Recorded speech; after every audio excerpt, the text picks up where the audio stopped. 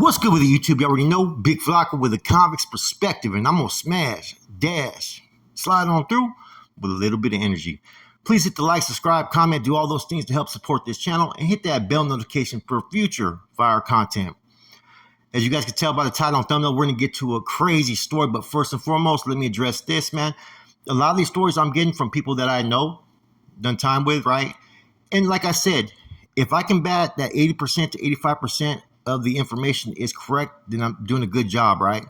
I'm striving for 100%, but hey, 80 to 85%, there may be some discrepancies, little small errors, but for the most part, you guys all know the foundation story is always going to be true, right? Now, we're going to talk about an incident that happened in Usp-Victorville. Now, Usp-Victorville has always been a Mexican Mafia, Aryan Brotherhood stronghold, okay? Now, it's also been a transfer station. What that is where people, in lieu of going from one facility to the next, they're waiting for transfer, they sometimes go to Victorville. Now, there was a Norteno that was passing through from Modesto named Moro, right? I don't know if he was already in the system or if he was coming into the system, but this was around 2010, late 2010, maybe 2011 at the latest. And when he got there, he was set up with a bulldog. And there was another individual there that was giving the rundown named Shadow, telling him that, hey, it's on site with the Southsiders, be on your toes.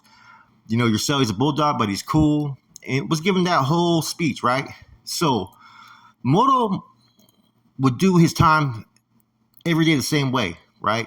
He would come out there, bust down, take off his shirt, bust down and go to cell, shower, and do all the things that you do when you come out, because you're only allowed to come out with certain people. Of course, you're not coming out with Southsiders and whites, right? Now, sometimes he'd come out first, sometimes he'd come out last. And now, on one day, he was getting a funny feeling, right? And he was looking downstairs. He was up on the upper tier, and this is like in like a pod setting, almost like, right? And he's seen the Southsiders continue to look up there, right? So he knew something was up. So he manufactured a piece real quick, a tomahawk, right? Basically an RB, with a razor or cardboard, whatever. He made it, right?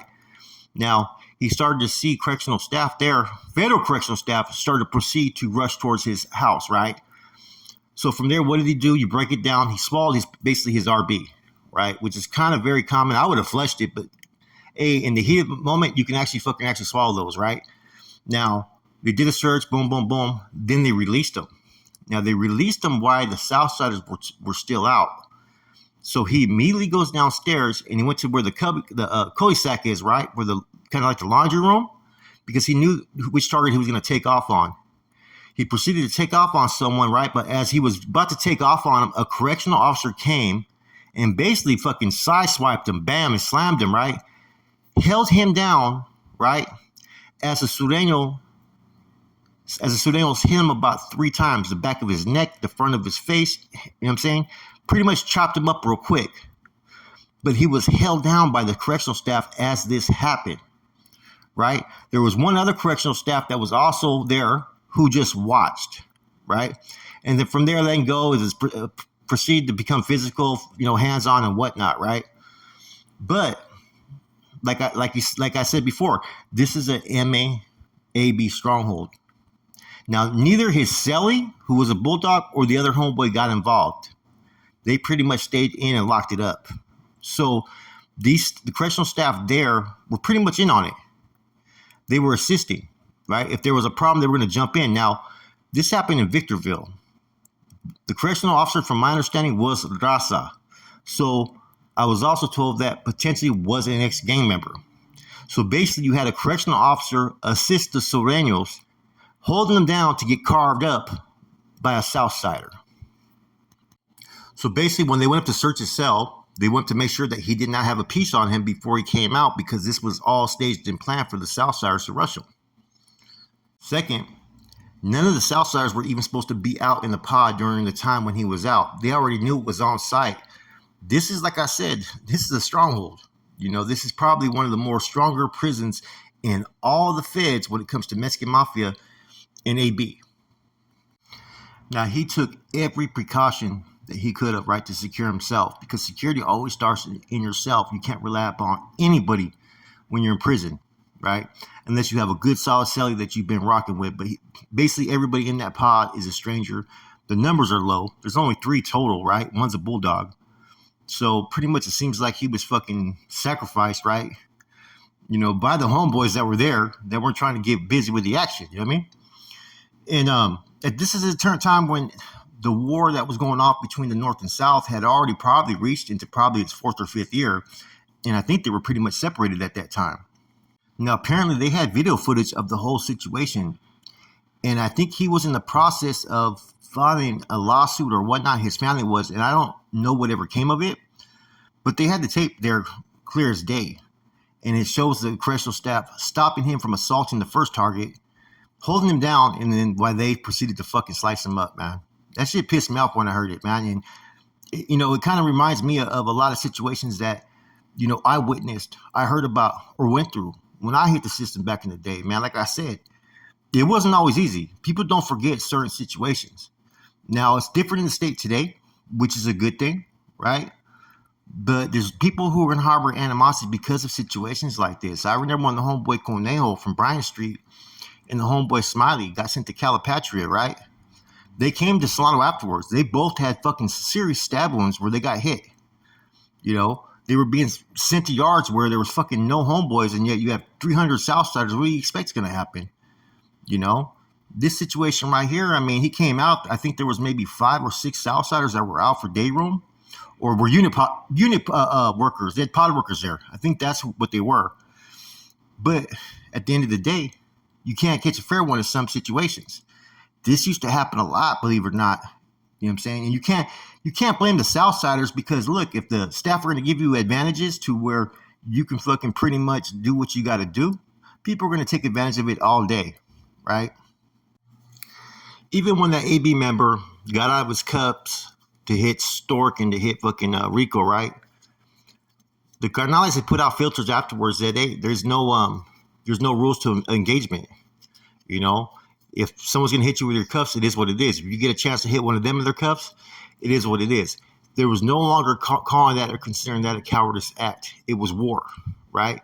In the situation with Moto, it was considered the same thing. It was war. It was to fucking pretty much fucking set an example to have any Northerners that were coming through, passing through for transfer, right? To be scared to transfer through, to maybe lock it up, right?